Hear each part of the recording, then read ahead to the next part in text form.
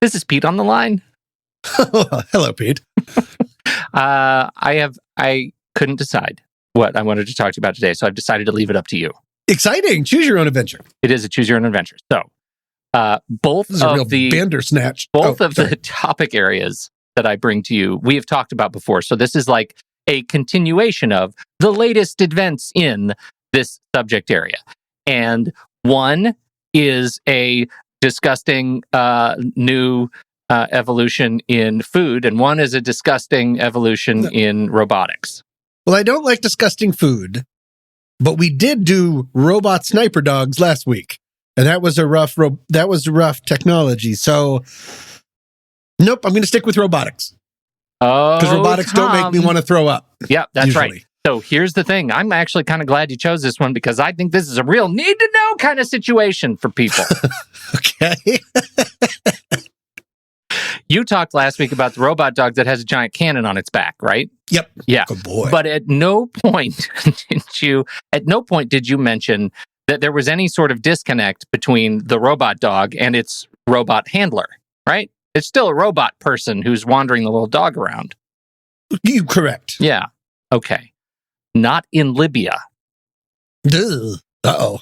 Sometime around March 2020, the long-standing trope of science fiction, autonomous attack drones attacking human beings on a futuristic battlefield, crossed over into science fact. That's when, during the Second Libyan Civil War, the interim Libyan government attacked forces from the rival Haftar-affiliated forces with Turkish-made Kurgu-2 Hawk-2 drones, making the first reported time an autonomous hunter-killer drone has targeted human beings in a conflict, according to a United Nations report. Wait, I have an immediate follow-up, because I don't know what one of those words means, and I think it's the big important one. I think it is. Autonomous means no human is pressing the button. They would just like yes. Go I'm out. So glad you said that. And let me continue. It's the good stuff. Unmanned combat aerial vehicles, loitering munitions, and Cargo-2 hunted down and remotely engaged half logistics convoys and retreating fighters. The UN report found the autonomous drones were programmed to attack targets, quote, without requiring data connectivity between the operator and the munition. That is fantastic. Humanity, no notes. You're doing great. You're doing great. This is it. We've turned a real corner here. Because the weapon has always been, at least in some respect, connected to the person firing it, right? There's a finger on the trigger, even if the trigger is a button. And a million bazillion miles away, right? I mean, it could be somebody in the desert of Nevada who is controlling a weapon in the Middle East. We know those stories, right? But still, there's a person. We've programmed a fleet of drones, humans have, and sent them out and said, if you see bad guys, kill them. We don't even really need to know about it. Just go ahead and do it. We'll read the after-action report. I can't. We made a Roomba.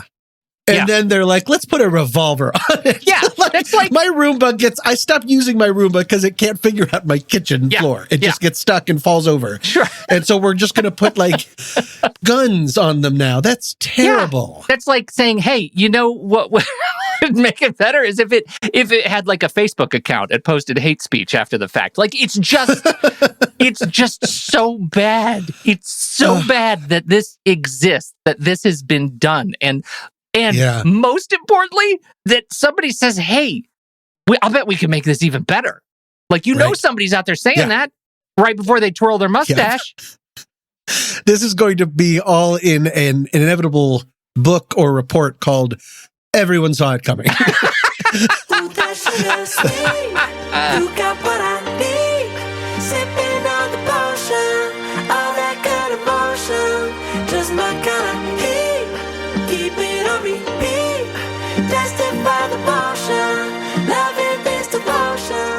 Welcome to What's That Smell? A sometimes funny podcast about humans and their anxieties. I'm Tommy Mess III. And I'm Pete Wright. And every week we each drag one of our deepest, darkest anxieties into the light to share it, learn about it, and hopefully laugh about it with all of you. Reach out, y'all. This is the second to last episode of this season, so get those anxieties a brewing if you want to make the list. Reach out to us. Go to whatsthatsmell.net, click the big button that says submit your anxiety, and then just start typing. We'll take all comers. We'll take whatever it is, just words and letters, grocery lists you have written down here. We'll take it all. So go to that whatsthatsmell.net, and then we will all figure out the smell together. Gross. And with that, I'll go first.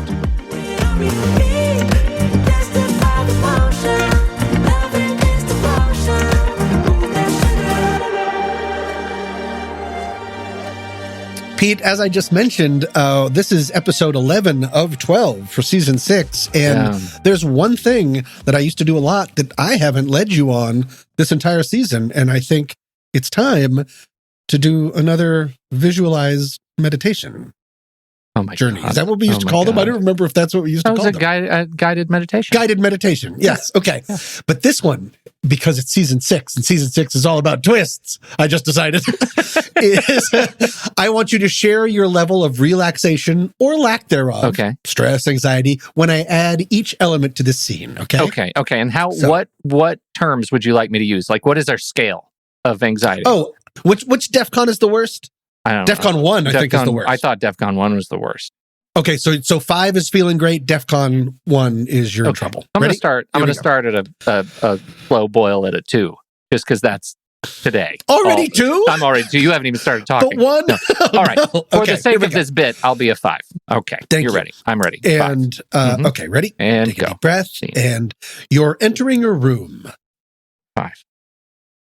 It's filled with people. 4.5. You don't know any of the people. 3.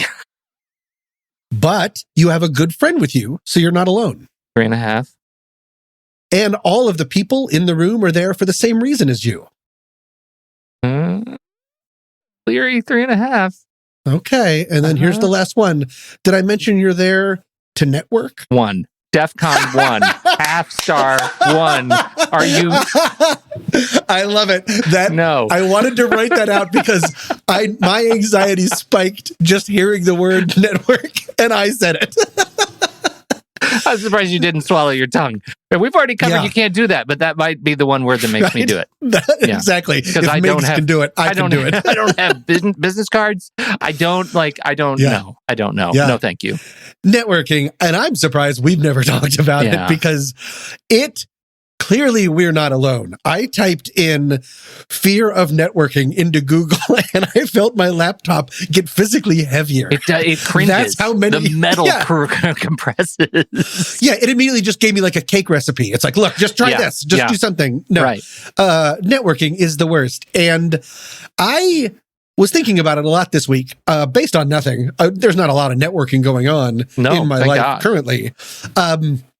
But I realized one of the things that really hits me about networking, and networking, everyone knows what networking is, right? It's like going out and do business functions to try to make contacts and stuff for business things. It's so frustrating that I have so much anxiety about it because it involves things that I'm actually good at. Yeah. Like meeting new people, albeit if I have an ally in the room. That's why I wanted to give you a friend. But clearly it doesn't matter.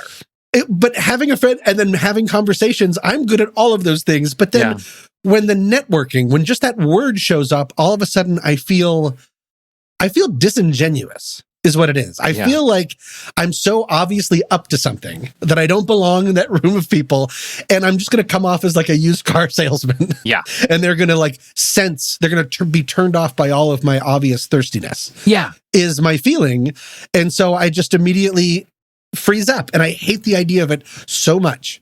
Do you do that like when you go, because you have been to networking sessions, you have done it, or you wouldn't know how much you hate it, right? Correct. Do you do the thing where you pull up and you don't get out of your car for way too long? Do you do that? I have before taken an old trip around the block. Yeah. Like, I can't just sit there because then I know that I'm just sweating through my shirt. And so I'm like, there's a parking spot right out front. Maybe there's one inside. I am and so totally, I really want to go into this session, but what if I have to catch Pikachu in this game that I have on my phone? What if Pikachu is here?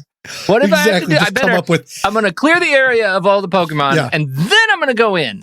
Yeah, anything. Right after I watch Avatar on my phone, I have to watch Avatar right now.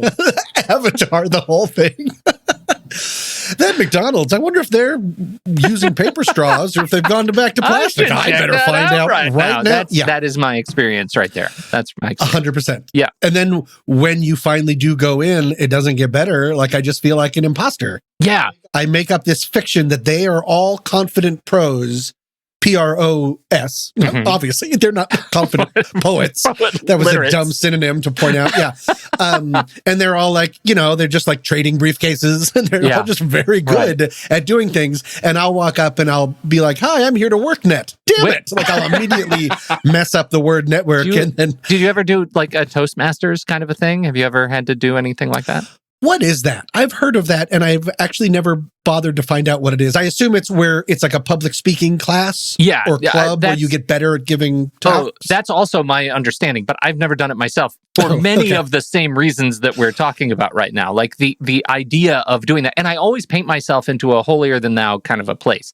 So Toastmasters is all about like, you're gonna practice extemporaneous speech. Like you stand up in front of people you don't know. You're giving a toast. Yeah, right. And you'll learn how to present, and you'll do it in a way that's engaging, and they teach you how to be a narrative sort of storyteller. And I always tell myself, like, I'm fine doing that. I'm not fine doing that. I hate the entire environment. Why would I be good at that? Like, I just don't have the experience that a lot of people do. But it's so interesting you say that, because I think you would be naturally extremely good at it. And I feel like I've seen you do things like that many times in the past.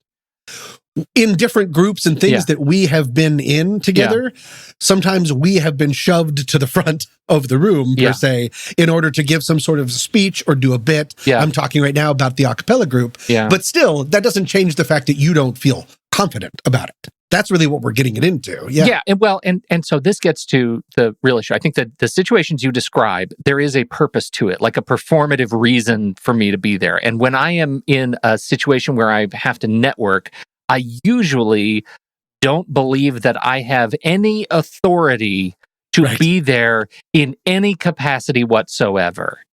Not a little bit. And what you're saying then is, and I have some tips if we want to get into tips, because there's so many tips from places. My favorite tip, just real quick as a sidebar, my favorite, LinkedIn has a page about how to overcome networking anxiety. Guess what their number one tip is? Start digitally. Fill out an entire LinkedIn. And I'm like, LinkedIn, you idiot. Your first tip is come to us LinkedIn. And give us our money. Yeah, LinkedIn. Right. They're like, and really just like, practice linking to other people on our site. And it's like, you're an idiot.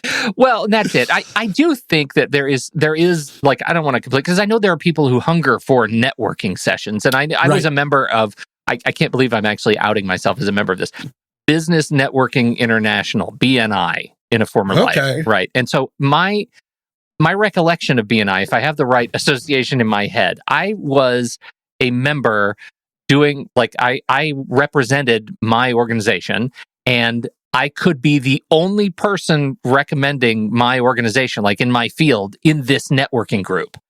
And so every networking group, you were the only person that represented your field. So if anybody else in the networking group had a referral for the service that you represented, they would all come to you. Wait, is that better or worse? Because it's taking away competition, but it's also putting an enormous spotlight on you. It's not only as an enormous spotlight, it's an enormous amount of responsibility, because you as a member, if you are welcomed into a group, you have to bring a referral on some frequency. I don't remember what it was. Like, you have to bring someone else in the group a referral all the time. And that freaked me right out. I am sure there is value to a great BNI group. I struggled with it because I felt like such an inferior imposter, like disconnected. I'm terrible at it. We have friends who are extraordinarily good at this. Like they work a room, and I have never felt like I was that person. I feel like I went to the last time I went to a networking session. It was a web developer thing, and it was probably 2 years ago. It was at our local Squarespace office. They were having a networking open house, and this show is not sponsored by Squarespace. Do you hear that, Squarespace? Yeah. And so I went over there. We're the only podcast not sponsored by Squarespace or Stamps.com or Casper Mattresses. What's holding up? Are they still in business? I hate the post office. Come on, Stamps.com.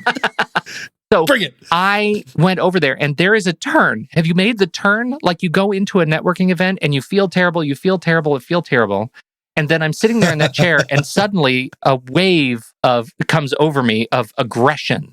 And that aggression turns me into a networking monster for a very short time. It's like I reach boss level, and it's all I can do to collect as many business cards as I possibly can. And I say, I'm sorry, I'm out of business cards. And that's my line. I'm out of cards right now. I don't have any more cards left because I networked them out of my hands on fire. But I need yours, and I'm going to scan it for you right now, and I'm going to be in contact, and we're going to network, and we're going to find synchronicity and stuff. You are in X Games mode. Yeah, I go into that's incredible. What I do. And then I walk out, and I like kind of lean up against the planters and kind of pass out a little bit. I black out afterwards and forget who I was. It's the mask. That's what it is. So you're just running through the fire. I do. I just run through it. I like go hardcore. Hey, we should find some simpatico. We should definitely get some parallel blue sky ideation between our two organizations. We should really just network. No. Do you want to network? Let's network. That's what I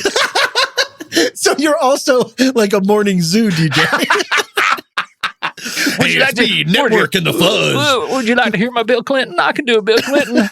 Here, let's go ahead and make some prank calls together. It'll be great. I love a good hacky network. That's perfect. That is interesting. I don't know if I do the nervous, talk too fast thing, and my fear of silence skyrockets. Sure. Oh, and so that's there's too much. Yeah. Yes. Oh, yeah. Digging deep. How is networking not a season one? Why didn't we just do an episode about networking and then get off this dumb podcast? Because it really does. It's a fear of silence. It's imposter syndrome. It's social anxiety. It's so many things all wrapped up in a room with terrible appetizers and canapes. Yeah.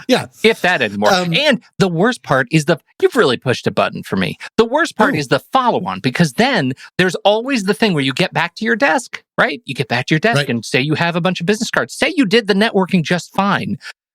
What happens if you open up all your social media and nobody connects with you? Aww. What happens then? You are unnetworkable. That's what it feels like. You are a pariah. You are a networking pariah. You did it wrong. You broke it. Pete's boss mode did not play out well. And now all he has is business cards and no online connections. And then you start remembering like, oh, I just kept yelling, give me your goddamn card at everybody. And most of these that they gave me are like coupons. They clearly didn't want to get a hold of me. How did I not see this dry cleaning receipt? There's so many dry cleaning receipts. Mongolian grill. What is going on? I agree. And then there's an added bonus when you are in the entertainment field. Yes. Talk about that. Almost everyone in the room is lying.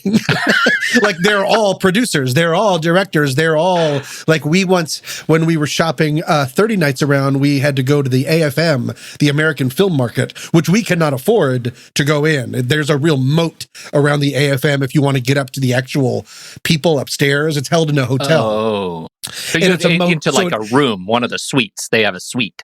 And there's a zillion suites, but they're all upstairs past this velvet rope called money because there's just too many randos that are like, I have an idea, Titanic 2. And everyone's like, that's a terrible idea. But then a lot of the quote unquote business, or at least the joke is it's all in the lobby. Everyone just shows up free at the lobby. And so we went there and spent like an hour. Yeah, I was emotionally drenched with emotional sweat and real sweat. And real sweat. Yeah, rough. legit. Yeah, because everyone is just so much of Hollywood, unfortunately, is just pretending. Yeah. And is it really true? Did you find any action in the lobby? Because I've always heard that. No. I've always felt like that's a wives' tale. Like the reason you say the real action's in the lobby is because you can't afford to get into the real business. 100%. Yeah. 100%. No, and we didn't find, the only thing that I've ever gotten from networking that I know of is friends. And that's okay. And so, wait. I guess that is networking. You just described exactly the purpose. Oh. Well, I mean, I guess you don't have to work with people that you connect, or you don't have to like the people you connect with. But you did just make a really solid case. Yeah, because when we would go to film festivals, if we had a short film in a film festival, that's where I met one of my good friends, Jill Efron, because her short played in the short package before mine, and I saw a bunch of people group around her as if it was a popular short. So I just went up and straight introduced myself, and then we've worked together. Oh, that is networking. So do you want to take this last 20 minutes back? Because really what you've done is outed me as a hot mess. No, and you're fine. No, because that's one time. That's one person. And I've never been invited back to a film festival since. Okay. One that does segue, though, into if people are like us, and yes, everyone is like us unless you're a sociopath, is I found some things. There's a website called The Muse, and it just had 4 or 5 little ideas. We don't have to go through all of them, but I think we've already uncovered some of them. And these just made me think about things in a different way. Okay. Number 1, spotlight effect. Of course, remember that almost everyone in the room feels the same way. Yes. They're all nervous too. And they are all looking at you. Wait, is that wrong? Did I get that wrong? Yeah. And it's weird that you network at a spotlight convention. It's a terrible idea. Because everyone's just shining. Oh my God. Yeah. Spotlight salesmen must have a rough life. Number 2, and this was the one that I just realized in real time, reframe networking as having a conversation. That potentially the problem is that there's the word work in there. Yeah. And so you immediately go in with your backup. Yeah. And so just having a conversation, because that's what I ended up doing. And then I'm going to skip past some of these. Bring a friend. I love that one. Bring a friend. Don't fall into the trap of just talking to your friend the whole time, but just having an ally in the room makes a world of difference. To me. I get that. And I would also say that I don't know that I would ever trigger networking boss mode, if I brought a friend, because I would be too embarrassed to showcase what garbage I can be socially in front of people that I really do already like and hope like me back. So you'd have to be public consumption, Pete. Yeah, I would never take you to a networking session because I like the veil of innocence that you have not pierced with me in our relationship. And if you saw me networking, I really worry that you would leave me there. You would just walk out. I do want to meet networking Pete, though, because I think the one problem that I see with networking Pete is when you finally leave, you're just eating the business cards. You're just shoving business card after business card in your mouth going, network. And then you go home and you're like, I feel sick and full.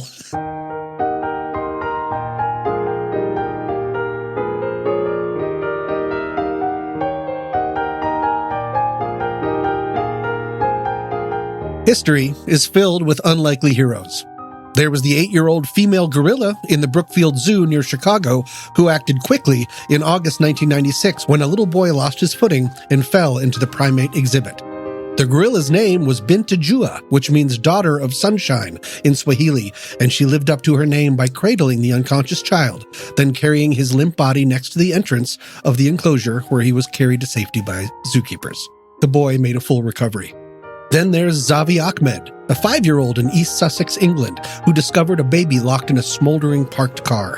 When he called the authorities, they were able to break the vehicle's windows, but the police were too big to fit through the window, leaving young Zavi to crawl through the window and bring the baby back out with him. Best of all, Zavi Ahmed loved superheroes and at the time was famously wearing a Batman costume.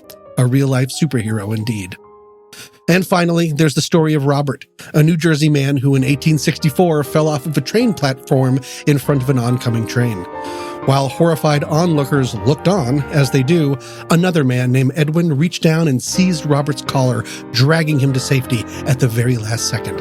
This act of heroism would probably be forgotten today if not for the full names of the two men.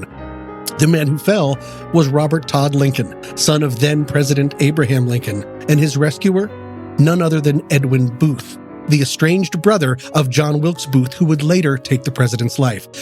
You didn't think I'd do this without getting another Civil War thing in here, right? History is filled with unlikely heroes, and sometimes even the smallest acts can have heroic results. Did you know that you can be a hero to Pete and I today? And for only $35? Hey, you Supermen and Superwomen, why not save the day and become a Panic Pal right now?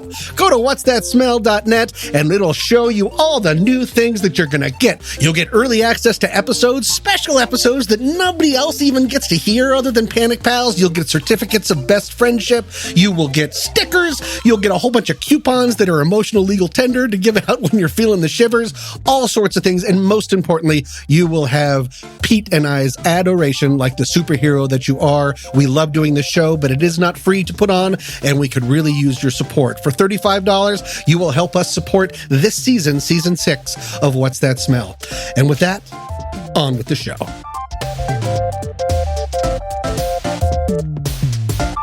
Tom. Yes, Pete. Do you worry about your skin? Yeah. Because I've had some run-ins with skin problems. You have? Yeah. What kind? I had, when I turned 40, my body was like, seems a little too happy. So I developed cystic acne in my face. Oh, yeah. And it's cystic, meaning it looks like you're a burn victim. People react to you like you're a burn victim. Like they'll go, oh no, what happened? Because it doesn't look like real acne. And you have to take nuclear option pills like I did called Accutane. And that is made of nightmares. Yeah, it's bad news. I did Accutane. I had that problem when I was younger. We've talked about that. Yeah. Do you have any remnants of your experience with cystic acne? Remnants. Scars? Yeah. Yeah. Do you? Yeah, but it's fun because I can't tell which ones are chickenpox scars and which one are cystic acne scars. You've got a real bouquet then of like history. Yeah, I'm a real haunted house, Pete. Do you have any, on the inside and out? Do you have any other kinds of scars? Any other, I don't know, bites, or like were you ever attacked by a shark or a dog or a baby? No, I have a scar on my arm that I used to tell people I got in a knife fight, but I actually got it playing tennis. Weirdly, the opposite of a knife fight. Okay. Yeah. I have one. I have one on my inner thigh that was a wart that I had burned off. Ooh. Okay. And so it looks like a gunshot. And so I tell people I was shot right around the knee. But it was that's fun. And you actually got a wart playing tennis. All of this is a setup to, as you could probably guess, Tom, a listener submission.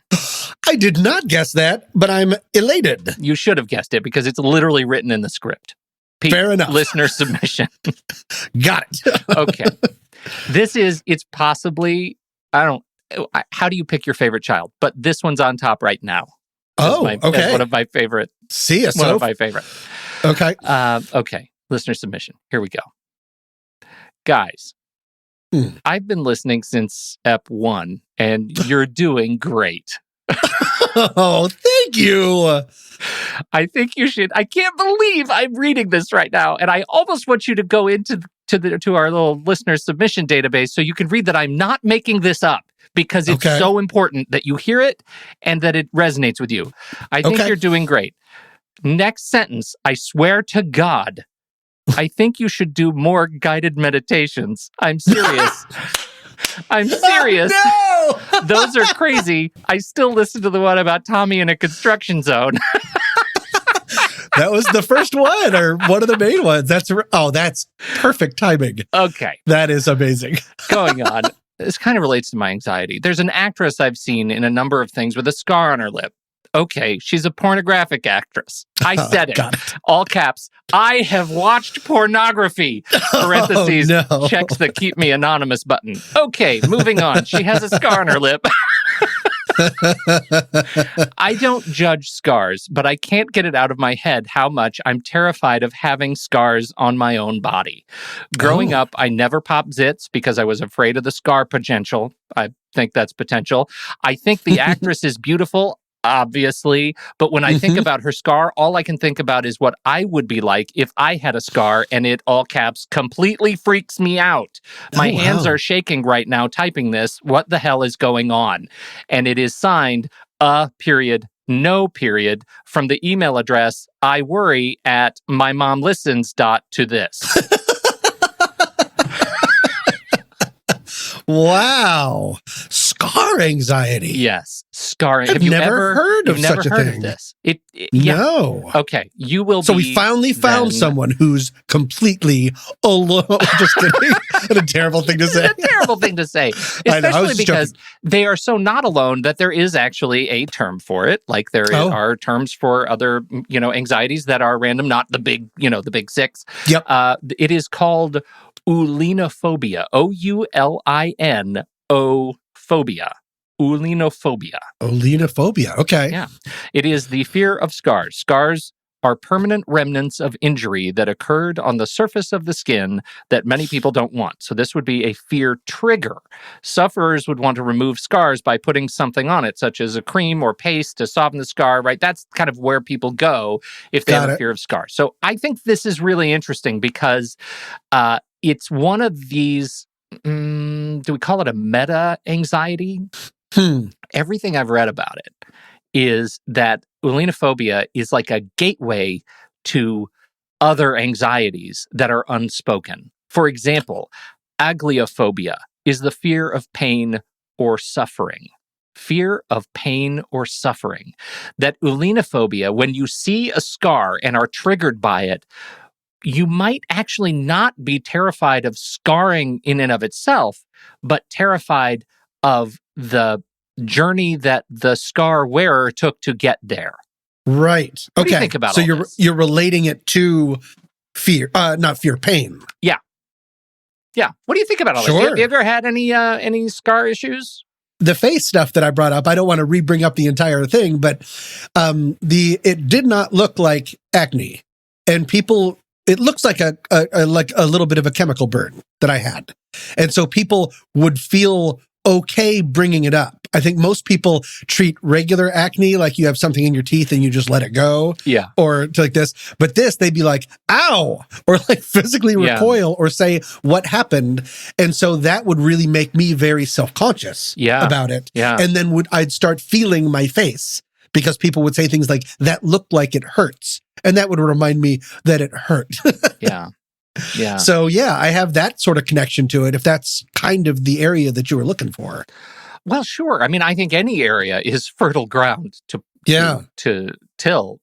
In this particular thing, like I have other issues with things like I don't really have a fear of scars, but I definitely understand the trigger to the pain reflex, and that is a thing that I have seen scars and lightly, like on movies or horror movies sometimes, and recoiled a little bit. Just naturally, because I'm not thinking, ooh, gross. I'm thinking, oh my God, ow. Yeah. What did they have to go through from here? Yeah. Yeah. And I think that gets into, some of the problems with especially we talk about movies all the time. I mean, there's another big flare up around Rami Malek's character in No Time to Die, because it is yet another Bond villain with a facial deformity. Oh, is it? On it. I haven't known. Okay, I haven't seen it yet. There is an association that has come out and said, why do you have to make all the bad guys with scars on their faces? Because it stigmatizes exactly what you said about your situation with the acne. It stigmatizes the stuff that we have to wear on our faces through no fault of our own. It stigmatizes the presence of those kinds of things, and so why do you have to constantly associate it with evildoers? Right? Why can't James Bond have some sort of a facial thing on? Sure. And I never really thought of that. That's a really good point. It is a great point. I think it's a good point. It's a fair point. It's a point. It's a point. still want you to get off your high horse. So this is the barreling through. So the same usual triggers, right? The physical symptoms, the sweat. And I love that No said, my hands are shaking right now as I'm typing this. That trembling, the sweating, the hot flushes or chills when you see something that is so triggering. That's a hallmark of anxiety, right? Of course it is, right? You get that tightness in your chest, you get the dry mouth or the numbness, all of the things. But this one presents a more challenging case because it might not be what you think it is. You might have an underlying fear of the other thing. And that's why this is one of those anxieties that they recommend strongly that you get help for this. You talk to somebody with some sort of get some talking therapy. Go see a therapist who can help you walk through this and potentially get some medical intervention. Right? That's because maybe it's not about scars. You're saying, or there's something stronger, or because my stuff hides under things all the time. Yeah, lots of hiding, of hiding under things. That is kind of ironic because a scar is something that is very present. And you can see right away. Yeah. But if it's, it could be related to something else. Yeah, because I'm having trouble. It's a sign of pain, but it also can be a sign of like you did something wrong. Like it's a visual representation of a choice. I wonder if there's shame involved with it. Yeah, I think it is. And that's that's a really interesting point that you bring up too, because there is ulenophobia does not have to necessarily be triggered by being in the actual presence of somebody who has a scar. It can be a strictly emotional, like mental trigger. You can just think about a scar and go into that like emotional space, right? You can just be reminded of and go into a panic mode, just thinking about what might have caused a scar that you find terrifying. So, I just pivoted off of something that you said that isn't actually related at all. Sorry about that. Man, I heard your point and I dodged it. Do you want to dodge it for a reason? I don't even remember what you said now. Who is this? That there's something, in addition to the pain, there can be a shame element. That if someone has a scar, like this came up to me because you brought up the Bond villain, they probably are doing bad things. Yeah, right. And that led them to be hurt. I remember sometimes, because if you don't understand cystic acne, some people would say to me, why don't you just change your diet? Oh, meaning I'm eating so gross and that's why I'm having grease. But that's not how cystic acne works. It's not like regular acne, but they were now thinking that it's because I'm so unhealthy or so unclean that I have these things. So I wonder if that also has part of it too, that not only are you being people recoiling because of the pain you went through, that there's also judgment. Yeah.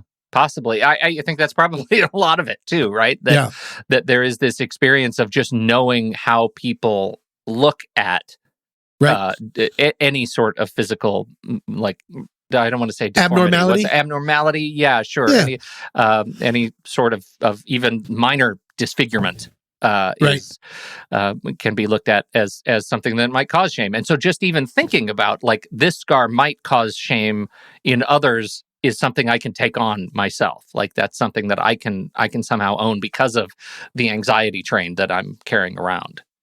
So I think that's I thought that was really, really interesting. But the general gist in terms there aren't really tips, but get help, because a lot of people, and this is one of the grand warnings, is a lot of people who have this fear don't talk about it and they don't get rid of it, and they never talk about it. They just try to avoid it, which makes you can't help when you run into somebody in the world who might come bearing a scar, any scar, right?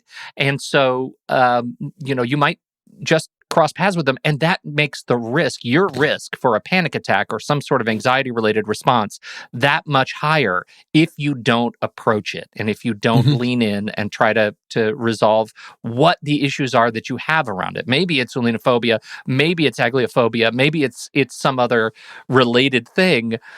You want to figure out what the root of it is so that you don't surprise or unconsciously shame others as a result of your own fear. And it is imminently treatable, but you have to actually take that first step. So that's ulenophobia. And I love this listener submission so much. I really Thank you do. very much. Do you know what our listeners' least favorite actor is? No. Peter Skarsgård. I was almost sure it was going to be Scarlett Johansson. We're both 4.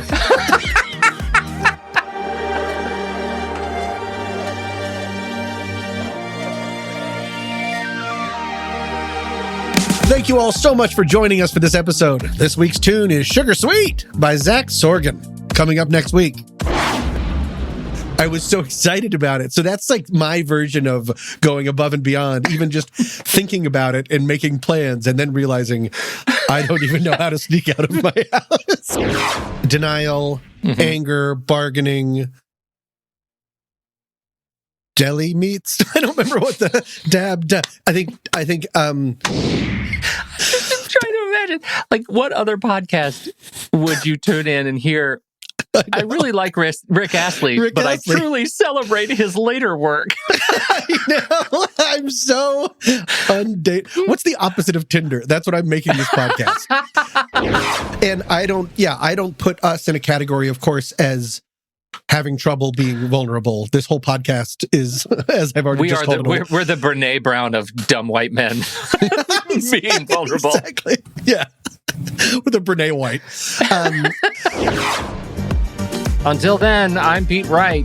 And I'm Tommy Mess III. Thank you for downloading. We'll be back next week with our final episode of Season 6 on What's That Smell?